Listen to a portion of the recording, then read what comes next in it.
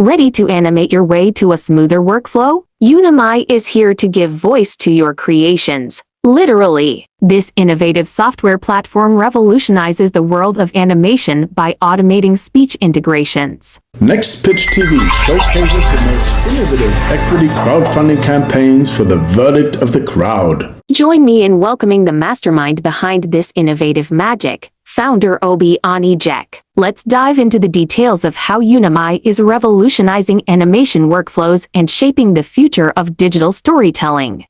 Thank you very much indeed for coming on to Next Pitch TV, where we showcase the most innovative equity crowdfunding campaigns for the verdict of the crowd. So thank you very much. Explain to me, Obi, if you would, first of all, or for our audience, what exactly is it that Unomi is and does? Cool. So thanks for having me on. Unomi is software as a service for animators and video game developers. We've developed AI technology that automates lip syncing, markerless motion tracking, as well as avatar creation, all in one. Wow. Now, can you tell us, how did you originally come into this? So I come from the animation and entertainment background. So I worked at Cartoon Network, Nickelodeon, Paramount, even Tribal DDB, as well as Dentsu America as creative director, art director, just managing multiple designers and animators. So I know the pain point. I know the technology that's used in the industry. So once, and I had a tech startup before Unomi. It was called Nito. It was a facial recognition technology, and that was acquired by AOL. And then from there, I started Unomi. Wow, that's quite an impressive record there. So basically, this is not your first rodeo, as it were. Yeah. But basically, you saw the need and you decided, okay, this is another opportunity to create yet another startup, having had one exit already, from what I understand. Mm-hmm. Okay. Correct. And then now, why is it exactly that you decided to go into equity crowdfunding? I noticed that Unomi has basically had four campaigns by the looks of it. Which is quite, you've obviously been an early adopter, shall we say. Yeah. Why did you decide to go in this direction? Yeah, we actually had three. This is our third one. But yeah, we went in this direction just because the industry, you could say early stage investment is just about gone, in my opinion. If you don't have significant traction, then it's just going to be really difficult getting that early stage investment capital. So we got a little bit of investment from Backstage Capital. They invested, as well as a couple angels. But the equity crowdfund's a way to not only gain additional investors, but potential users and people getting the word out on your platform. Right. And so would you say that the experience on the whole has been what you expected it to be? Yes. So the first two equity crowdfunds were actually amazing. I was very skeptical. I think on the first equity crowdfund, if I would have walked away with like 25K, I would have been shocked and like, yep, at least we got this. This is what I kind of expected. But we ended up getting the full amount because we had it capped at 107,000. So we actually got that amount. And then the second one, it was around 35,000. So that was, it was amazing to go back again and see it perform well. I think this go around, it didn't do so well due to the overall market. I think with inflation, the job layoffs, it's just the market and the industry and just the economy just isn't the same anymore. So not as many people invested and everybody just, it's the worst time ever to raise capital. But we still got a little bit of money that we raised from it. So that's still a good place. Now, it's interesting. If I recall correctly, your three campaigns are all on microventures, if I see this correctly. Yep. And then I think you did one with Seed Invest, which before they were acquired by Start Engine. But what is very notable to me is that on the Seed Invest one, you put the minimum investment at $1,000, while for the other ones, I believe it's all 100, which to my mind is a lot more sensible, given that we're talking about equity crowdfunding. Yeah, so Seed Invest, when we were on there, I think it was really experimental. That campaign didn't go as well either. It was their suggestion to do a Reg D versus a Reg CF. So I was like, okay, cool. I'll try it out. We'll see how this goes. And sure enough, you're right. When you start at 1,000, it's just too much. It limits the amount of people who could get in on it. At that point, you might as well go do traditional investment from qualified investors or accredited investors. Right. I mean, this is to my mind, is one of the biggest pluses of equity crowdfunding, that you're not getting people's life savings. You're talking about modest amounts, but hopefully a lot of people. Yep. And the nice thing is that not only do you get funding if it's successful, but you gain potential evangelists in the process, or customers, as the case may be, which is kind of like, wow, what a bonus in relative terms. Yep, exactly. Now, did you actually, or are you using a special purpose vehicle with micro ventures? I'm not sure if they even offer that or not.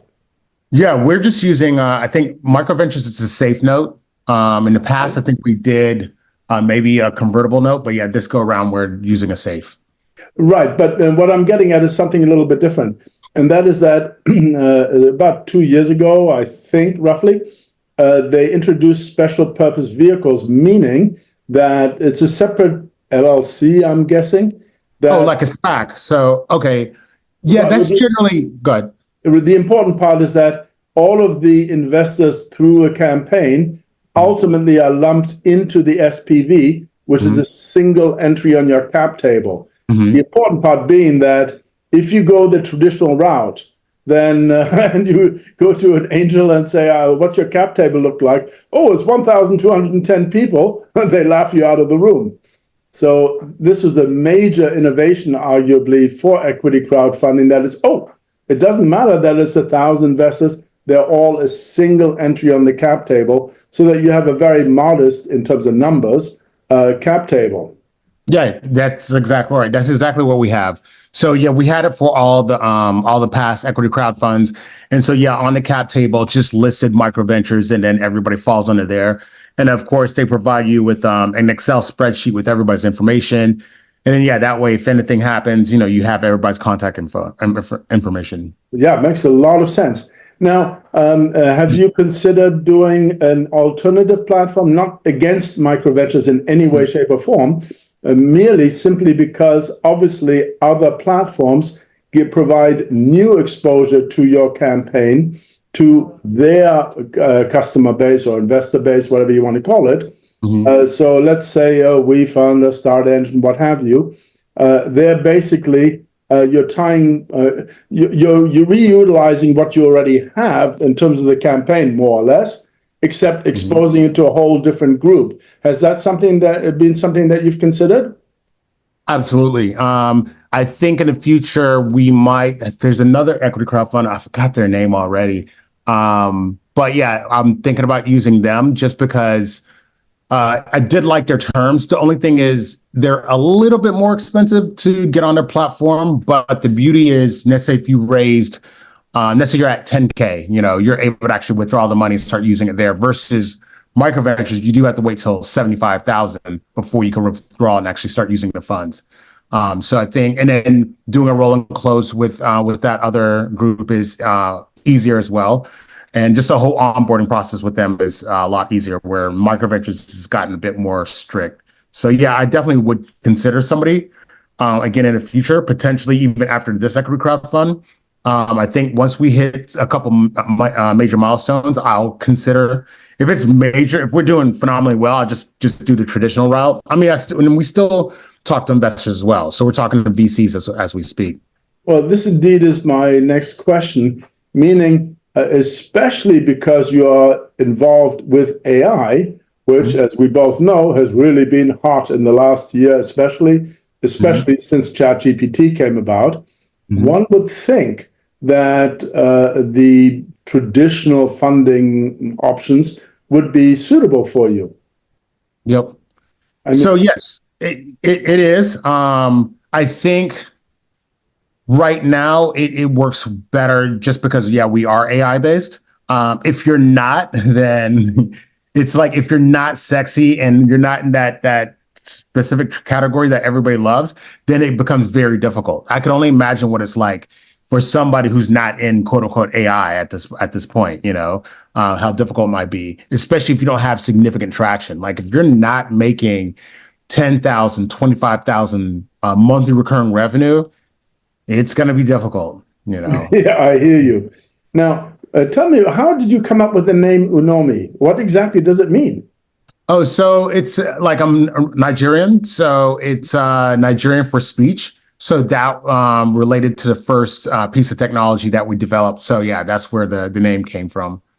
I see. Now, it's quite fascinating, actually. There are a surprisingly large number, relatively speaking, of Nigerians in equity crowdfunding, I mean, with campaigns, Yep. which is really quite fascinating. It appears, even though I've personally never been there, that Nigeria seems to be quite a hub for entrepreneurship.